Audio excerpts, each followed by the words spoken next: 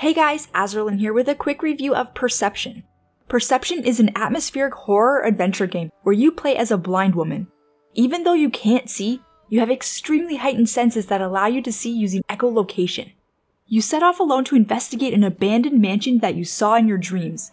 After venturing inside, a ghost-like presence starts to haunt you. Unable to escape the house, you begin to unravel the mysteries of Echo Bluff and learn the truth behind the deaths of its previous inhabitants that span over the generations.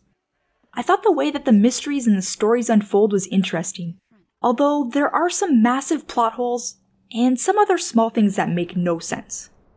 To see around you and make your way through the mansion, you'll need to tap your cane on the ground to create sound. It's an interesting twist on games that are typically just set in dark places. The range on the echolocation is very large, and most things are visible as if you could see clearly. The echolocation has no cooldown, and you can spam it as much or as little as you'd like, and I'd even say that it gives a bit too much visibility. The other activated ability that you have is called Sense. Sense allows you to see what your next objective is and where it's located. This lets you see your goal through the walls so that you know where to go, but you still have to find your way to get there. A lot of the game feels like a walking simulator with jump scares scattered through it. There are a couple enemies that you encounter, and I admit that the dolls are pretty creepy, but the main enemy is the presence that haunts you. When the presence aggroes you, everything turns red and you need to run and find a hiding spot. The presence was intimidating at first, and it felt pretty tense, but as the game progressed, the presence became a mere nuisance. When the presence aggroes you, the pursuits feel anticlimactic. Having to run and hide was just an inconvenience that wasn't even remotely scary. Graphics-wise, I really like the game's style. The way that everything's lit up and revealed by sound looks neat, especially when the wind is blowing. One of Perception's highlights is the atmosphere. What was that? A memory?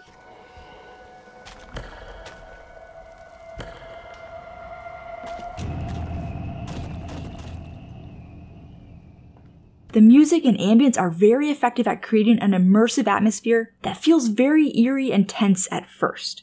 Later on though, the tension sort of dies off as the gameplay loses its charm. The voice acting is a mixed bag. Some of it's decent, but some of it isn't. Also, there are some issues with the audio tracks overlapping each other and playing at the same time. The keyboard and mouse controls are not customizable, but most people will be okay with the defaults. And there's only partial controller support right now.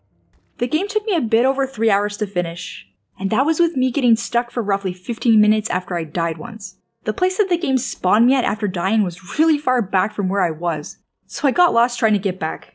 As a workaround, I exited to menu and just resumed to start back close to where I had originally died. Perception is an okay game. While it has a really cool concept and unique style that draws you in early on, the gameplay doesn't hold up long term.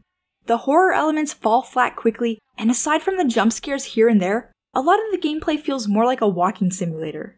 If you're looking for a horror game, you'll probably want to look elsewhere, but if you're just looking to experience the echolocation gameplay and the story, keep in mind that the game is very short and you might want to wait for a sale price.